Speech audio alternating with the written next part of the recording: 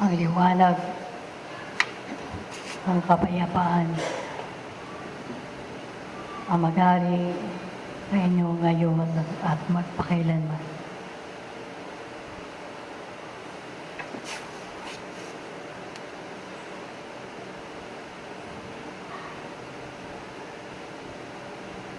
Kadalas ay ang tao ay nadadaig ng kanyang nararamdaman. Lalo pat tumaas sa kanya ang maraming tiisin, ang mga kirot ng laman na nagpapahina sa katawang lamang. At ito'y pinanghihinaan ang kanyang sarili.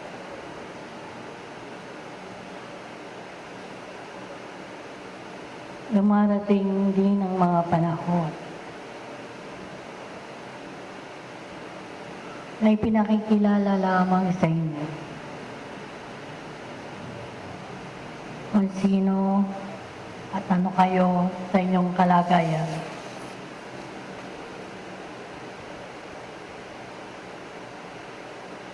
At maihambing ninyo ang kahapong lumipas upang sa kasalukuyang panahon mailagak ninyo ang inyong mga sarili sa paghahanda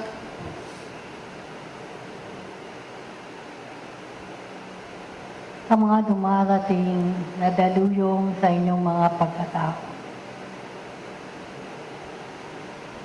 Lalo pat ang inyong mga kapaligiran nagkakaroon ng kaguluhan. Higit sa mga taong mayroon ng kapangyarihan,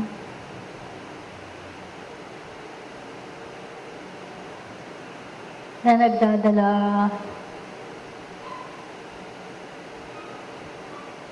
ng malaking suliranin sa kanilang sarili. Kayo rin sa inyong mga pagkatao yan ay meron ng kapangyarihang may alis ang mga karamihan ng inyong sarili. Kapangyarihang may utos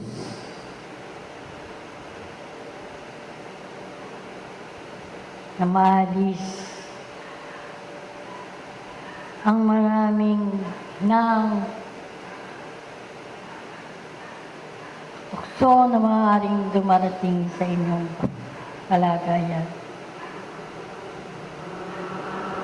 Nasa sa inyong mga palad ang inyong ikatatagumpay, mga ginigiliw na mga kapatid. Kung ang pagtitiwala ninyo sa inyong mga sariling iyan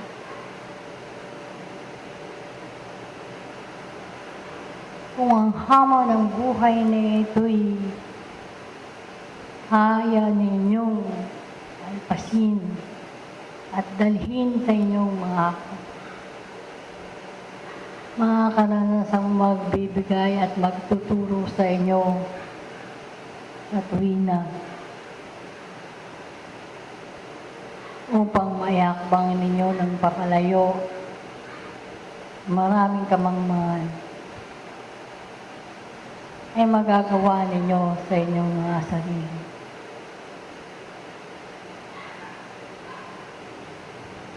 Huwag kayong padaig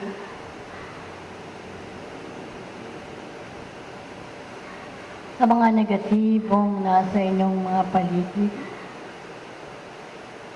Huwag ninyong ikatuwa ang kalagayang nangyayari. Kung hindi, bagkus bigyan ninyo ng matataimtim na panalangin na mga taong nasa inyong lipunan ay magkaroon ng kaliwanagan.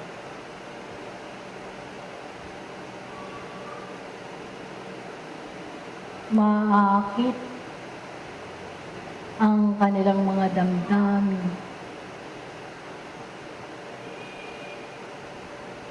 Upang hindi ang init ng simbuyo ang kanilang madama. Upang ang mga bagay na ito'y hindi rin ninyo maramdaman sa inyong sarili. Ako, kundi kayo ang mga kaluluwang nagliligpit at umiiwas sa kaguluhan sa inyong paligid. Hindi kayo ang nakadaragdag sa kaguluhan ito, kundi kayo ang nakababawas at nagbibigay pa ng mga panalangin ay katatahimik ang tahanang inyong kinabibilangan. Katotohanan, daragsa pa ang maraming pagsubok sa inyong mga pagkatao. Kung paano ninyo kikilalanin ang katatagan ng inyong sarili, ang katampangan ng pagsugpo, kahinaan ng inyong mga ako. Madarama ninyo sa inyong sarili, sapagkat sa kainitang nadarama ninyo sa inyong paligid, ay pinadarama din sa inyo at ipinakikilala sa inyo ang inyong mga tungkulin. Kaya nga mga ginigiliw na mga kapatid, ang kapangyarihang sumasa inyo'y gamitin ninyo sa isang magandang kaparaanan. Kung nalulugami kayo, ay bigyan ninyo ng kasiglahan ng inyong sa pamamagitan ng maraming paggawa ng mabuti, ng maliliit na paghakbang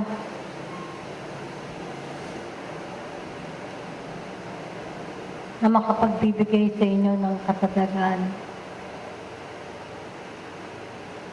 sa kasalukuyang panahon. Nawa,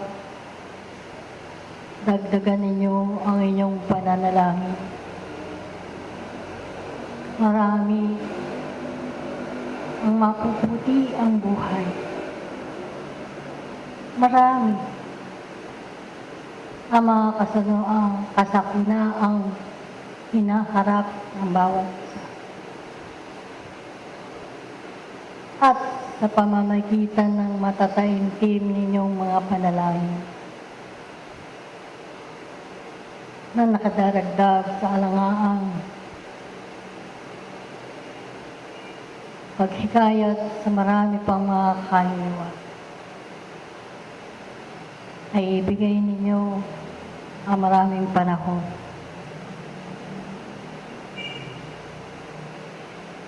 upang ang daigdigang inyong kinabibilangan ay makita at maramdaman ninyo na kaisa kayo sa mga kaluluwang binigyan ng pagkakataon makamtan at magbigay ng kapayapaan sa inyong kapaligiran.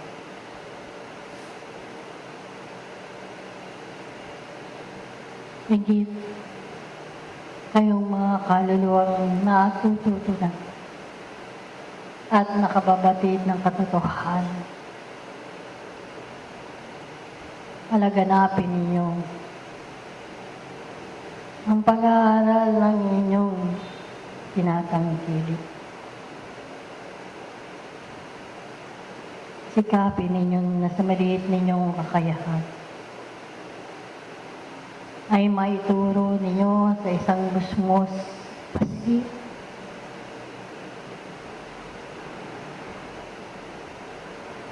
ang mga kabutihan at kagandahang asal. Nasimula ng kanyang pagtapasik na ito'y binibiyaya sa kanya ang isang aral at maging isang mabuting mamamayan ng panahon. Lagi na'y ginigising kayo sa mga pangyayaring nagaganap sa inyong kapaligiran. Hinigising din kayo sa mga kirot na laman na inyong nararamdaman. Sapagkat kinakailangan ang inyong kaisipan ay naroon tahimikan. Ang inyong mga damdamin ay naroon kapayapaan. Ang inyong mga kaloob ay nagbibigay pala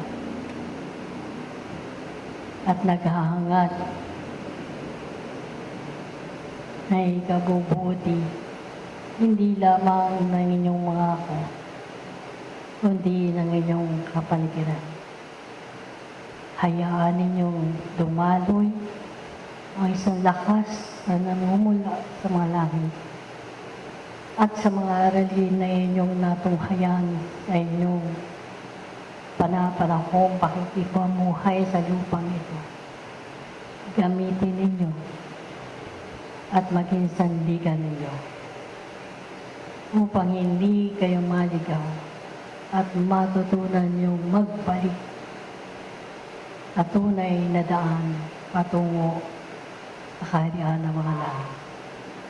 Ito ang maliit kong alay sa mapalad ng mga ito. Nawa ang mga panalangin maaari ninyong masambit ay tunay na tumuron sa ibuturan ng inyong mga pagkatapos. At manalangin tayo. Sa inyo ang tunay na hangarin ng inyong mga kaluluwa ngayon at lagi. Magpapatuloy tayo sa ito.